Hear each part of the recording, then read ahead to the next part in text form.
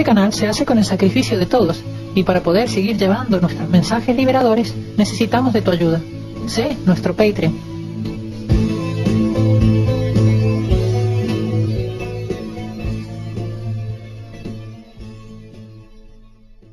Ahora el snowflakeismo, porque le llaman snowflakeismo, ¿no? Que es la cuestión del copito de nieve, que se derrite del miedo por cualquier cosa, que eso ya viene hace tiempo que estamos en una sociedad así, ¿no?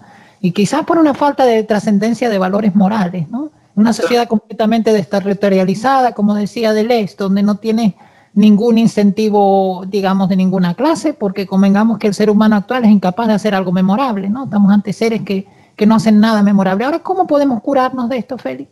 ¿Cómo podemos curar a la humanidad?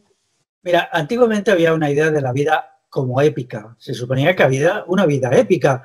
Yo recuerdo cuando en algunas zonas del país había incendio en un monte y entonces se tocaba la campana y la gente no se lo pensaba dos veces. Miraba por donde había el fuego, cogía un azadón y un cesto y se iba corriendo. Y allí se juntaban 300, 400, 500 personas para apagar el fuego. Y eso funcionaba. Eso se hacía mucho, por ejemplo, en el norte de la provincia de Soria. Yo soy allí, en la zona de Pinares, aparte de que allí nunca hay fuego porque no se permite a la gente que fume por la calle. Hay un acuerdo tácito de no fumar, ¿no?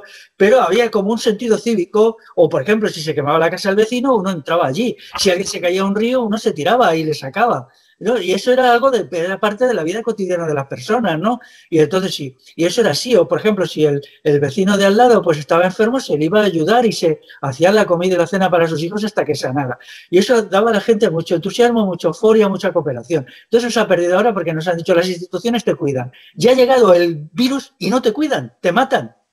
Entonces, no nos fiemos de las instituciones, fiémonos de nuestros semejantes, de la sociedad civil, de la gente próxima, que son los que verdaderamente te pueden ayudar. Pero claro, sales a la calle, te ven a lo mejor con la mascarilla mal puesta, bueno, aquí es obligatorio, ¿no? Y hay un sector de población que ya te mira mal o tal cual, ¿no? Porque se ha creado una corrupción, cuando es decir, mira, si tú en tu casa tienes un problema, te van a ayudar mucho más tus vecinos que otros, porque quizá otros ya no los hay, porque el Estado ya no tiene presupuesto para la medicina, no tiene presupuesto suficiente para atender, porque el Estado se está desintegrando. Es decir, hay demasiados improductivos y muy pocos productivos, porque ahora resulta que todo el mundo quiere vivir de pensiones o de trabajos parasitarios o de cosas así. Una parte de regeneración de las sociedades también preguntarse, ¿lo que yo hago es útil a la sociedad o simplemente gano un dinero que no, al cambio del cual aporto algo que es qué? ¿No? Y entonces, claro, toda esta gente que está diciendo que no quiere abrir las escuelas porque teme infectarse, que hay que decir, bueno, ¿estáis tontos? ¿O qué? ¿A qué nivel de idiotez hemos llegado ya? ¿O de degradación personal?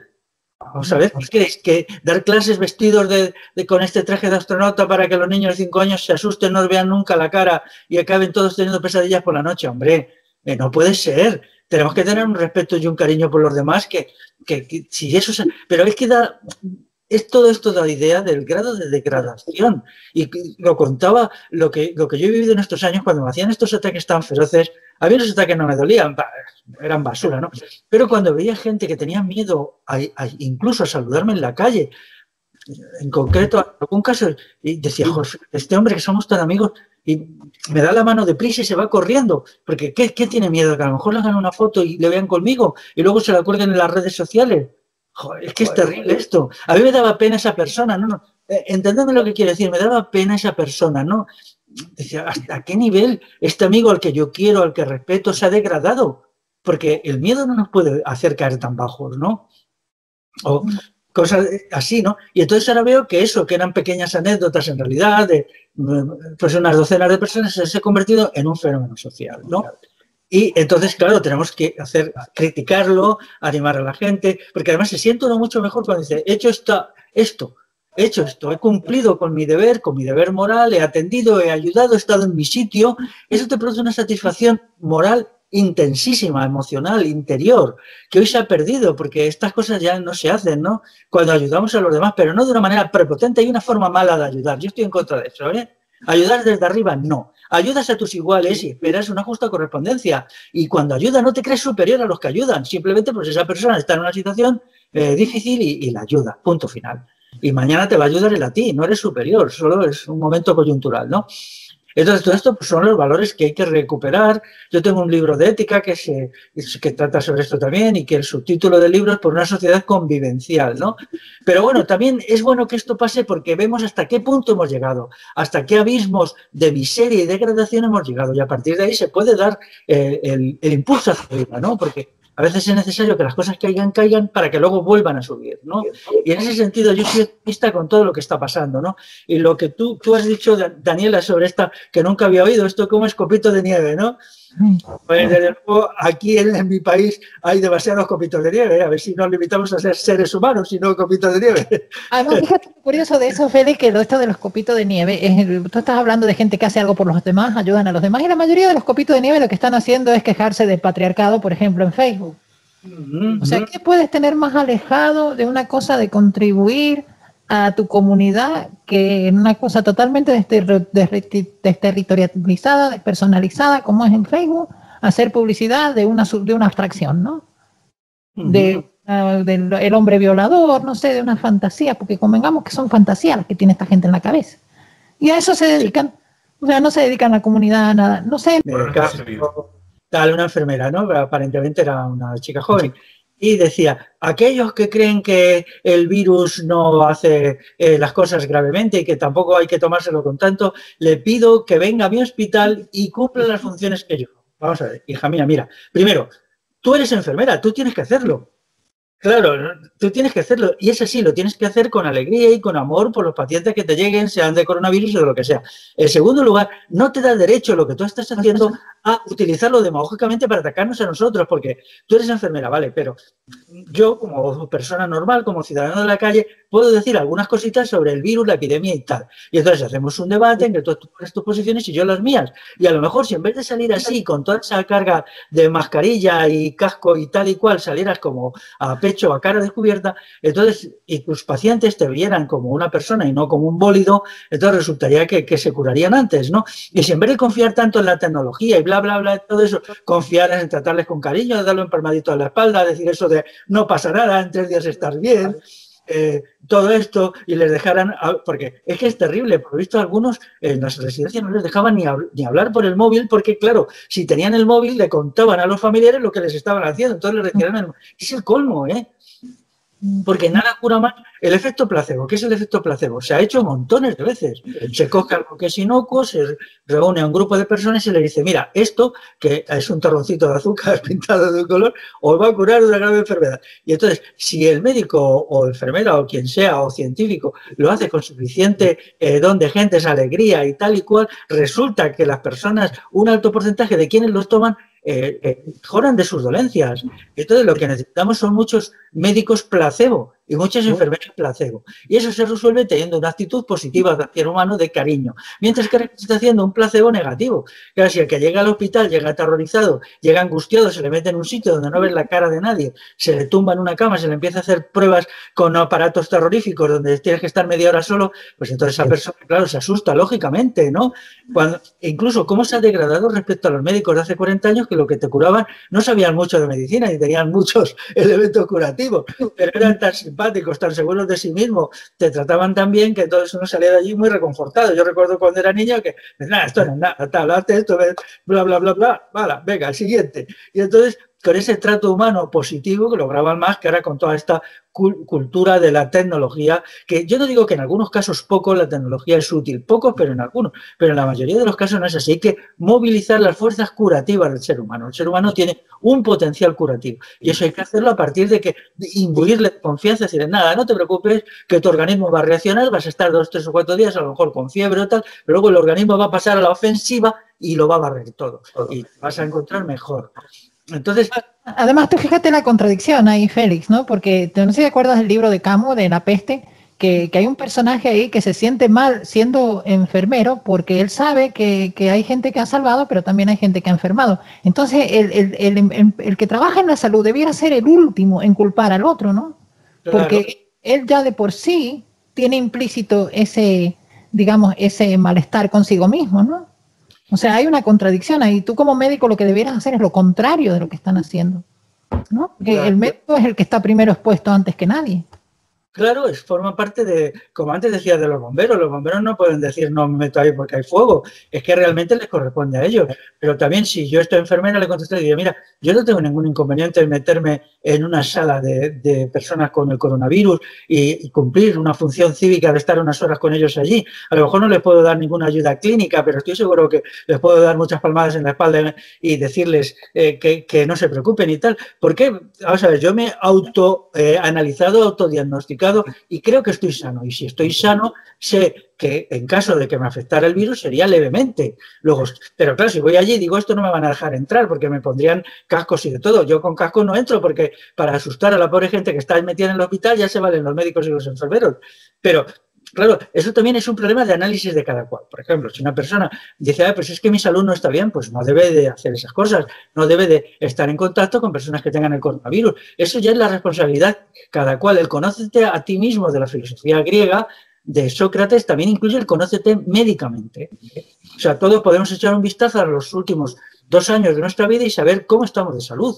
También hay gente que puede decir, yo no me encuentro bien, tengo tal o cual síntoma o lo que sea, me encuentro muy cansado o yo qué sé qué. No, yo no puedo hacerlo. Pero a día de hoy yo sí podría hacerlo, ¿no? Entonces, es que eso ya, porque no todos los seres humanos somos iguales. Ahora resulta que nos están dividiendo incluso en 3 partes que es interesante. Primero, los que no son afectados por el coronavirus porque tienen lo que llaman inmunidad celular, que si yo he entendido bien, es personas que son incompatibles con el coronavirus, o sea, que ellos no lo cogen de ningún caso.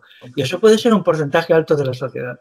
Estupendo, ¿no? Pues ellos podrían incluso hacer horas de trabajo voluntario de ambientes muy cargados de virus, que son los hospitales. Luego hay otro sector que lo coge el virus, pero son los famosos asintomáticos, ¿no? Pero lo cogen de una manera leve, levísima y ya está. Que son pues muchos. Y luego hay un sector que efectivamente, porque tienen patologías previas, porque están muy medicados, porque están en un momento bajo de sus defensas, pues esos tienen un peligro real. Bueno, pues ellos tienen que mantenerse al margen, incluso se les debe dar tratamientos especiales, quizá para tratarse con ellos en un momento se les debería de meter en algún sitio donde no estén en trato con enfermos, los médicos pueden usar todo el sistema de autoprotección para no enfermarlos a ellos, pero ese es un sector muy pequeño, quizá no llegue ni al 1% de la sociedad, pero cuando han tratado a todo el mundo por igual, han hecho un lío tremendo. Y ahora, incluso a los médicos que hablan de esto, de la inmunidad celular, pues les tapan la boca, luego lees eso y resulta que está mal interpretado, yo qué sé, ¿no? Eso pasa con todo. Cuando la epidemia de la peste negra en el siglo XIV, en una casa había 10 personas y morían 6, pero 4 no. Y habían convivido con ellos, les habían acompañado hasta el fallecimiento, les habían enterrado y esos 4 nunca cogieron la peste, ¿no? A veces 5, a veces 6, dependía, ¿no? Y había gente que moría instantáneamente, otra gente que luchaba contra la enfermedad muchos días, gente que cogía la enfermedad y se recuperaba y gente que no la cogía. Y eso es así, y eso los médicos medievales, que no eran tan tontos como la gente cree, porque tenían un gran poder de observación y lo cuentan, sabían que la reacción de cualquier organismo ante un virus o una bacteria es muy variable, y darles a todo el mismo tratamiento como se está haciendo ahora es una estupidez. Además, carísimo, carísimo. Ahora la pregunta, Félix, sería ¿cuánta gente habrá muerto más ya por el miedo que por el virus, ¿no?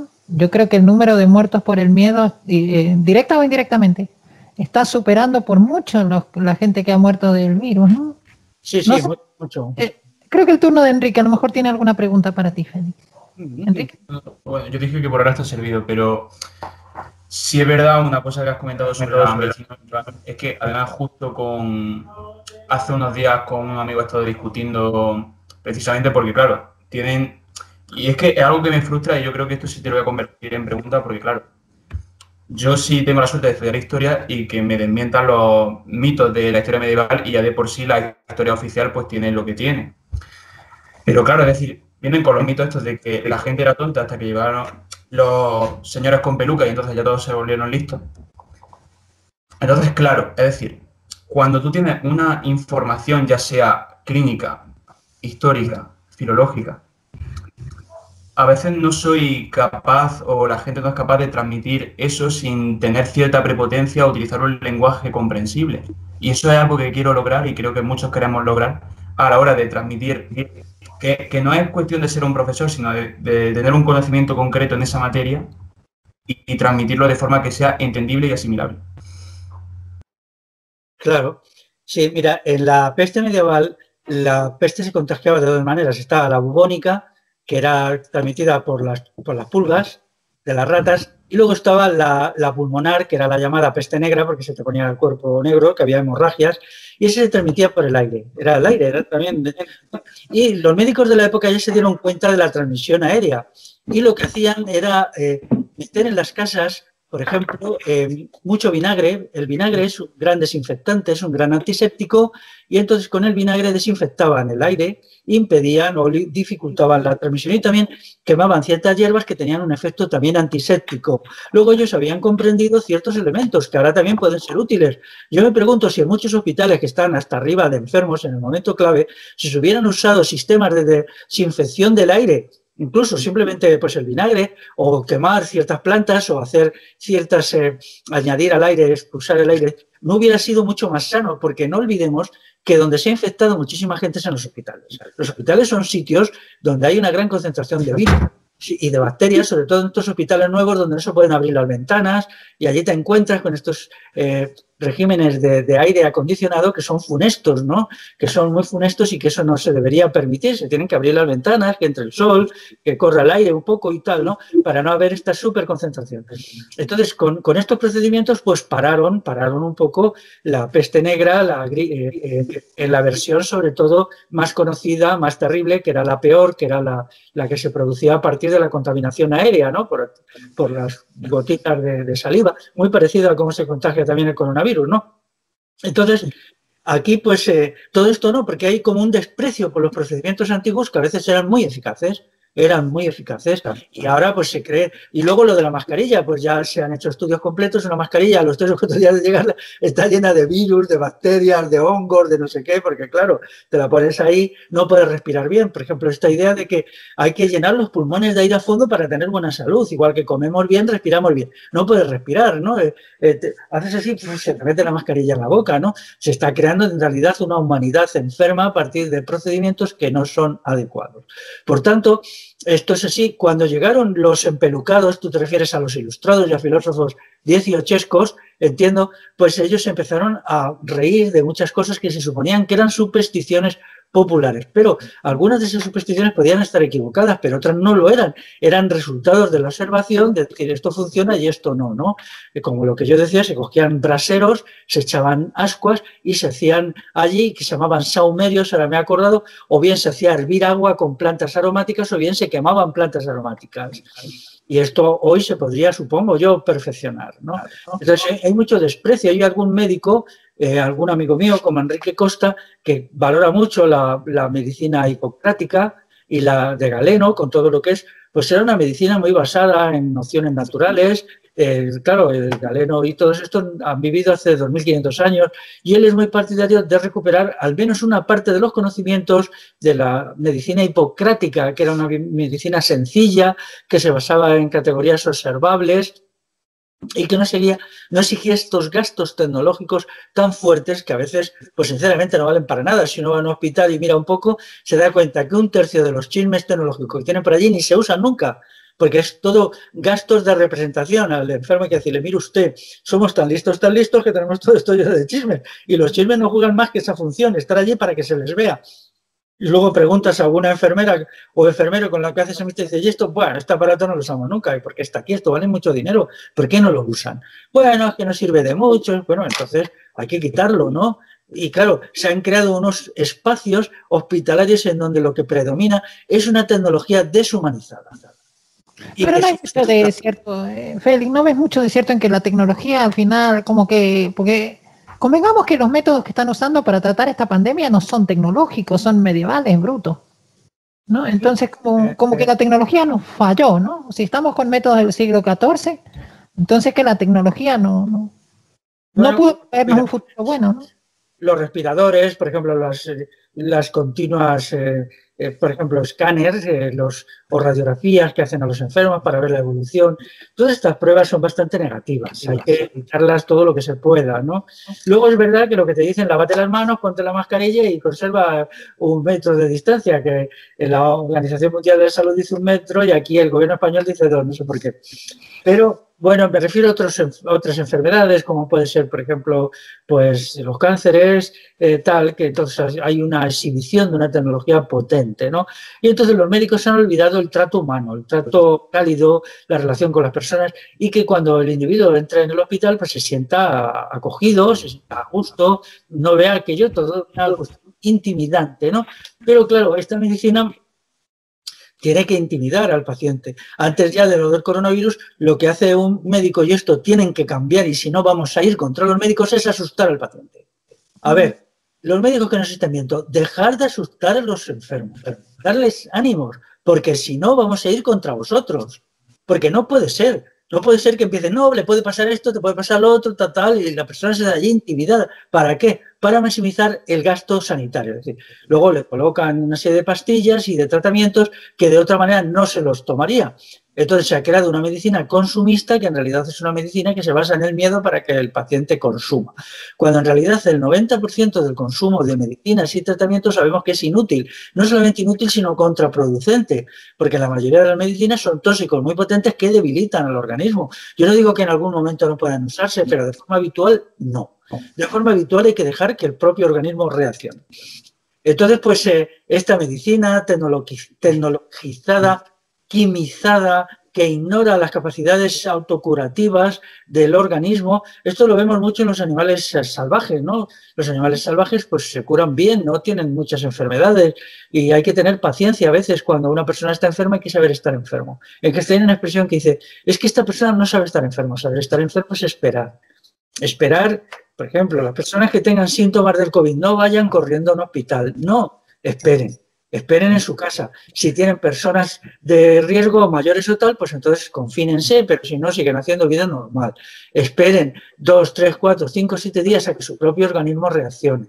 No le den importancia a tener fiebre y confíen, me extremen las medidas, beber agua, tomar alimentos más sanos, no dejar de hacer ejercicio, no dejar de salir a la calle y esperar. Eso pasa, yo tengo libros de agricultura y eso pasa también, tengo escritos varios en las plagas. Por ejemplo, las plagas de cultivos o las plagas de árboles frutales. Hay dos tipos de sujetos. El sujeto que inmediatamente se busca los fitosanitarios y baña los cultivos de alguna toxina horrible, de algún producto, yo qué sé, de algún compuesto de, por ejemplo, de sales de cobre, que es que lo matan todo, ¿no? Y sin embargo hay otro tipo de agricultores que no. Dicen, bueno, tenemos un ataque de pulgones, vamos a esperar. Y llega, o de tal plaga, ¿no? Y efectivamente, al cabo de 5, 7, 10 días, entonces ves como el propio árbol, los propios cultivos reaccionan. Esto pasa en muchos casos si tienes la tierra bien abonada, si no abusas o no usas en absoluto abonos químicos, en fin, si lo llevas todo muy bien, entonces hay un momento que la plaga desaparece. Y entonces, sin haber usado nada, que luego eso te pasa factura porque son productos tóxicos, eso es. Y yo sí lo he comprobado muchas veces con eso, ¿no? Que hay que tener paciencia, esperar. Y también, y sin embargo, pues aquí con los seres humanos no se hace, ¿no? Recuerdo ahora, por ejemplo, este año, mira, yo soy muy estudioso de lo que ha pasado con la grafiosis, la enfermedad de los olmos, que bueno, vino de Inglaterra en los años 70, es un hongo microscópico que ha destruido pues el 95%. Y luego se pasó al álamo negro, que es una variedad de hongo. Y he observado que esta primavera, como ha sido muy buena, porque ha sido muy lluviosa, periodos de lluvia y periodos de sol, resulta que muchos árboles que tenían un ataque de grafiosis fuerte el año pasado, este año no lo tienen. Se han curado solos. Y me dedico a ir por ahí mirándoles las hojas, porque eso se nota en las hojas, y hay gente que me mira como diciendo, ¿qué hace este tío mirando árbol por árbol las hojas? Bueno, yo soy muy aficionado a los árboles y me hace mucha ilusión ver cómo los árboles se han autocurado. En este caso no hay mucho que hacer porque la grafiosis no tiene tratamiento. O sea, no hay ningún tratamiento posible. Pero cuando han tenido buenas condiciones, una primavera muy lluviosa, con sol al mismo tiempo, sol, lluvia, durante marzo, abril, mayo y casi junio, pues el árbol ha reaccionado y ha arrinconado la propia enfermedad. No quiero decir que la haya vencido del todo. Puede ser que esté ahí y que en otro año malo de sequía vuelva a salir. Pero bueno, no mueren, por lo menos están ahí y se mantienen. Igual pasa con los seres humanos. No debemos precipitarnos ni pedir inmediatamente ni siquiera ayuda médica. En ciertos casos sí, claro. Pero no siempre, ni siquiera la mayoría de las veces. Un arma de doble filo, ¿no? Porque se pierde la bioética al final. Al final el paciente acaba siendo un preso, termina una cosa tipo Mengele, ¿no? Hay de que ven que te inyecto esto. Porque... Cuando al organismo se le ayuda, el organismo no se ayuda. Esa es la cuestión, ¿no? Si le damos incluso medicinas eficaces, el organismo no usa sus propios recursos. Esto es igual que una persona el que, por ejemplo, a los niños no hay que estarle constantemente ayudando. Es esto de decir, se caen, déjale que se levante, es decir, haz las cosas por ti mismo. Y entonces esta educación, dar las cosas por ti mismo, sin muchas ayudas, confiar en la capacidad del niño, pero aprendiendo a partir de su propia experiencia. Se da un golpe, pues aprende. Se da un tostazo contra el suelo, pues va aprendiendo. Igual pasa con el organismo, porque si el organismo se le sobreayuda, no desarrolla las fuerzas curativas interiores. Entonces hay que esperar. Pero claro, si una persona, por ejemplo, tiene coronavirus y ya lleva varios días, la fiebre va subiendo, encuentra dificultades para respirar, entonces sí, entonces debe de acudir a un hospital, ¿no? Pero debe de al menos darse 4 o 5 días, yo diría 5 días, para auto-observarse y ver cómo está evolucionando, ¿no? Pero desde luego, si esos días tiene que respirar por una mascarilla, está perdido. Aun cuando no le vean y no le vea la policía, se acerque a los árboles y respire hondo, porque eso le va a lavar los pulmones. Esa respiración honda en un ambiente bien provisto de oxígeno, en un lugar arbolado, le va a curar mucho más que cualquier cosa que vayan a hacer. No solo una vez, sino tiene que respirar profundo, llenarse los pulmones, expulsarlo, hacer algún ejercicio incluso físico que le permita respirar más, ¿no? Entonces, estos son procedimientos autocurativos, pero eso yo en mi libro lo titulo, el libro que he enseñado antes, Sé el mejor médico de ti mismo. Y confía en su propio organismo, porque ahora el Estado, las instituciones, hace que desconfiemos de nosotros en todo. Desconfiamos de nuestro cuerpo, desconfiamos de nuestra inteligencia, desconfiamos de nuestra sabiduría. Esto no puede ser. Los seres humanos somos mucho más que todo eso, somos una creación magnífica y entonces tenemos que confiar en nosotros y nosotros mismos y no simplemente estar siempre creyéndonos una caquita, ser débiles, seres estúpidos, que necesitamos ser educados, necesitamos ser atendidos. No, no, no. Y si necesitamos ser ayudados, mejor nuestro vecino, mejor nuestro amigo, nuestro familiar. Porque hay que crear una sociedad relacional en la cual la ayuda mutua, el intercambio de servicios sea la base. Y solo en circunstancias excepcionales acudir a la ayuda médica, ¿no? Y entonces esto son un cambio antropológico decisivo, ¿no? Ver al ser humano como una creación magnífica. O sea, esto que se ha perdido, desgraciadamente. Claro, también es verdad, ahora sales a la calle y ves gente que se arrastra con la mascarilla puesta, por ejemplo, a veces te hacen en un sitio un pequeño favor, ¿no? Y tú sonríes, pero dices, ¿para qué voy a sonreír si no se me ve la sonrisa, ¿no? Entonces ya, bueno, yo ahora estoy intentando sonreír con los ojos, pero la verdad es que no lo he logrado todavía, ¿no? Y, no, o decirlo, ¿no? Pero a veces antes era simplemente pues una sonrisa, pues ya en la calle con una persona desconocida. Ahora procuras hacerlo verbalmente, ¿no? Pero no podemos permitir que nos hundan en la disocialidad y en la depresión. Tenemos que mantener a toda costa este espíritu comunitario, constructivo, cooperativo, de ver al otro como alguien con el que estamos y con el que queremos estar, y no alguien que nos va a enfermar. No, el otro no es un saco de coronavirus, puñetas. El otro es nuestro prójimo, nuestro igual, con el que queremos colaborar. Es que las cosas ya han llegado a un nivel de locura que es que, vamos, no sé, yo no me imagino una locura mayor, ¿eh? Convertir al otro en quien te mata cuando realmente es la ayuda, ¿no? La cosmovisión esta del afecto mutuo, ¿no? Que son grandes hallazgos, incluso intelectuales de la humanidad. Es uno de los grandes hallazgos.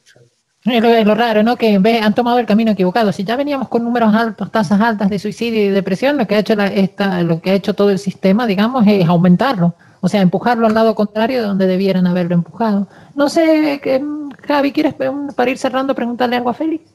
No, yo solo recalcar lo que acabas de decir, que efectivamente yo creo que ahí está el asunto, ¿no? Yo creo que el tema de la pandemia y la gestión de la pandemia lo que nos hacen es, primero nos aísla del vecino y del familiar, porque te dicen eso de no los visites, no vaya a ser que los contagies. O sea, te aíslan, ¿no? Y luego a la vez te crea dependencia, porque te dicen, a la vez que te dicen eso de que no te acerques al vecino, también te dicen eso de obedece al Estado. O sea, te crean, al final eres dependiente del Estado, ¿no? Porque es el único que te va a rescatar, el único que te va a defender, el que te va a poner la vacuna y tonterías, y a la vez te tienes que alejar de la humanidad, te tienes que aislar, ¿no? Yo, por ejemplo, en redes, bueno, solo tengo una, la de Facebook, y voy servido con esa, ¿eh? Por ejemplo, sí que veo muchísima gente que a mí me pregunta, porque a mí me gusta la filosofía, y me preguntan y dicen, oye, el estoicismo viene bien en la pandemia. Y dije, hombre, con el estoicismo te aíslas. O sea, es una filosofía de supervivencia, pero bueno, la gente, los estoicos vivían en la naturaleza y no volvían de ella. O sea, había que ir al campo, pero era una escuela de comunidad. O sea, te aislabas con tu comunidad, no te aislabas al desierto y te ibas tú solo. O sea, no. Entonces, es bueno, o sea, afrontar los retos sin olvidarse que uno es un ser humano que está en relación con otros. O sea, lo que no se puede pretender es que seamos islas y sobrevivamos claramente con la ayuda de un aparato que es administrativo, es un ente amorfo, que es el Estado o lo que se quiera la administración, que no es personal, que te lo puede también regir o dirigir una máquina. Entonces, en ese sentido, no se puede perder la cabeza, se puede perder la ética, tan angustiosa que sea la realidad. Yo creo que el ser humano, desde el principio hasta fin, no se puede pretender ser una máquina sin sentimiento, ni ser. Yo en este sentido lo que veo es una deshumanización importante. Te aísla y al final te niega a ti mismo. Y nada, yo por mi parte no. Quiero decir una cosa, Javier. Yo hago un llamamiento a la gente que tiene familiares en residencias de ancianos y les dicen que si hay un caso en la residencia no pueden visitar a su familia. Esto es intolerable. Que se presenten allí y los visiten más que nunca. Esto es que, vamos a ver, no se le puede decir a una persona que no vaya a ver a su padre o a su tío o a su madre o a su abuela. No puede ser. Es que se ha llegado a extremos de abyección total. Un director de una residencia no tiene autoridad ni jurídica ni política, y mucho menos moral para decir esto. Y a los que le digan eso, vayan a ver a vuestros familiares. Es que son cosas horribles. Pero ¿cómo que se coge una persona de 85 años y se la deja sin visitas cuando ellos ya están muy angustiados? ¿Qué es eso? Eso es una tortura refinada. Es que hay que llegar allí y decir, yo voy a entrar sí o sí. Ábranme la puerta o tiro la puerta abajo. Yo quiero ver a mi madre, a mi abuela, quien haya allí. Es que hay cosas que ya no queda más remedio que acudir a cierta coacción física. Es que esto no lo pueden hacer y quien haga eso tiene que ser llevado ante un tribunal y sancionado. Es que son cosas... Yo pienso que la sociedad actual está perdiendo la cabeza ante estas monstruosidades. Claro, ¿cómo eso que encierran a una gente y le dicen a su hijo, a su nieto o a su nieta que no puede verlo? ¿Por qué? Eso es una decisión de la persona que... Además, no dicen que la mascarilla ya vale, pues ya está, se pone una mascarilla y le ve. Luego resulta que las mascarillas para lo que tenían que valer no valen. O en todo caso se pone una mascarilla, se pone un casco y pues ve. Es más, en esas condiciones, si un anciano está en una residencia y tiene un caso de coronavirus en su residencia, está lleno de angustia y de miedo. Es sádico y brutal que no se le deje ver. Y todas las instancias e instituciones de esta sociedad, si no están completamente corrompidas, tenían que poner el grito en el cielo por eso. Tenían que decir, no lo vamos a hacer. Vamos a llegar a la residencia y vamos a abrir la puerta, aunque sea a golpes. Yo cuando veo esas cosas es que me quedo diciendo, madre mía, ¿hasta dónde hemos llegado? Porque daros cuenta, las sociedades van ahora a la descomposición. Y con esta mentalidad, ¿qué va a ser de nosotros cuando dentro de 5, 7, 10 años haya problemas muy graves? Porque esto está creando un precedente de deshumanización total. Claro, es que es como la peor pesadilla de Foucault, ¿no? Es que la bioética se destruyó por completo. O sea, si el paciente como paciente tenía derechos, ahora no tiene ninguno. Tú de momento tienes unos grados de fiebre y en la puerta de un supermercado te miden esos grados de fiebre, es como hace 2 años, como si te encontraran una bomba en el bolsillo. Efectivamente, esa es otra. Cuando, claro, es un enfermo que en todo caso requiere atención. No tratarle como un delincuente y confinarle no sé dónde, pero todo esto es que ya se ha volteado todo el sistema de valores, se han convertido en antivalores, que es que estamos perdidos. Pero bueno, yo quiero, ya que estamos cerrando, dejar una imagen positiva y llamo a la gente que tiene que haber una movilización colectiva, pero también individual. Hay que empezar a toda esta pandilla de chalados, pirados, dementes y malvados, ponerles en su sitio y buscar enfrentamientos individuales. Hay que buscar el enfrentamiento individual, por supuesto con corrección y con respeto, pero con fuerza y con energía. Y vamos a ver si vamos poco a poco cambiando la situación de la sociedad para pasarla de una sociedad degradada y depravada a una sociedad un poquito mejor. Tengo un amigo, Félix, un anarquista uruguayo, anarcocapitalista, y el otro día ponía en Facebook, decía, toda esa gente que pone quédate en casa debajo de su perfil son imbéciles. ¿Sabes qué me encantó? Le puse un corazoncito porque de repente sentí eso, que tengo gente que quiero mucho, que ha puesto en la foto de ellos, quédate en casa. Pero como que sentí que de golpe sí, hombre. Claro. ¿Qué es de quédate en casa? Ya está bien de quédate en casa. Claro, ya llevamos mucho tiempo además y hay que quedarte en casa, o sea, es convertir la casa, el hogar es un sitio sagrado, no se puede convertir en una cárcel, no puede tener esas connotaciones de cárcel, de sitio donde te encierran. No, tiene que ser un sitio que está basado en la alegría, en el amor, en el afecto, igual que la calle. La calle es necesaria, tenemos que estar en la calle, no solamente en el sentido político, sino en el sentido evidencial normal, ¿no? A mí me gusta mucho salir a la calle y ver los árboles de la calle. Si me quedan... La gente, es verdad, a veces estás en casa con la mente llena de ideas negras y tal, y dice, me voy a dar un paseíto. Simplemente te das un paseíto, ves caras de personas desconocidas por la calle, andas media hora y ya te sientes mucho mejor, mucho mejor. Pero claro, si ya no nos dejan ni estas satisfacciones mínimas, entonces, ¿qué nos dejan? Nos están matando. Este es el problema, nos están destruyendo con el pretexto de una cuestión que sí es una enfermedad, pero no tanto. Aquí ya veremos los datos de este año en comparación con la gran epidemia de gripe que hubo en 2017-2018. Habrá mucho que decir cuando se den los datos de 2020, ¿eh? Y alguna gente de los que del gobierno que han montado todo este lío absurdo tendrán que dar explicaciones, supongo. Exacto. Félix, nos ha encantado tenerte. Me decía Francisco, uno de los socios del canal, si dentro de unos días te apuntarías a hacer un debate aquí con Pedro Insúa. No sé cuál es el tema que él tiene en mente. Me imagino que debe ser la cuestión del Estado y cómo está funcionando ahora en el tema de la pandemia y cómo funcionan los Estados en general. Sí. No. Pues sí lo haría, pero tendría que ser ya en septiembre. Ahora tengo unos compromisos. Vamos a hacer un gran encuentro en Navarra la semana que viene y luego habría que hacer el balance y tal. Por lo menos hasta el 10 de septiembre no estaría libre de compromisos. Maravilloso, Félix. ¿Y qué te iba a decir otra cosa más? No te olvides de dejarme. Bueno, en todo caso, ahora si no, con Javi y yo buscamos los links de los libros para... Yo te los envío. Ah, bueno, me los envías. Te envío, sí, por mail. Perfecto. Chicos, me ha encantado la conversación. Ha sido un gusto tenerte, Félix. Siempre es un gusto tenerte, porque siempre nos iluminas con tanta sabiduría. Y más ahora en estos tiempos que eres uno de los pocos que le está plantando cara a la cosa, ¿no? Porque... Sí, es mi idea. Eso es mi idea muy claro, ¿eh?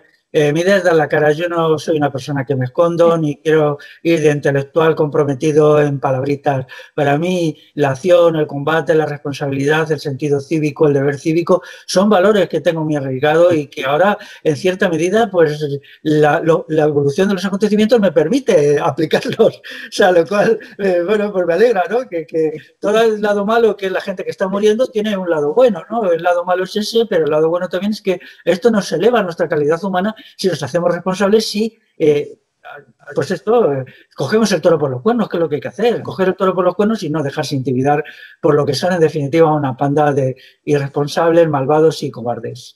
Exacto. Chicos, muchas gracias. A vosotros y a vosotras. Hasta luego. Un placer. Hasta luego. Voy a cortar.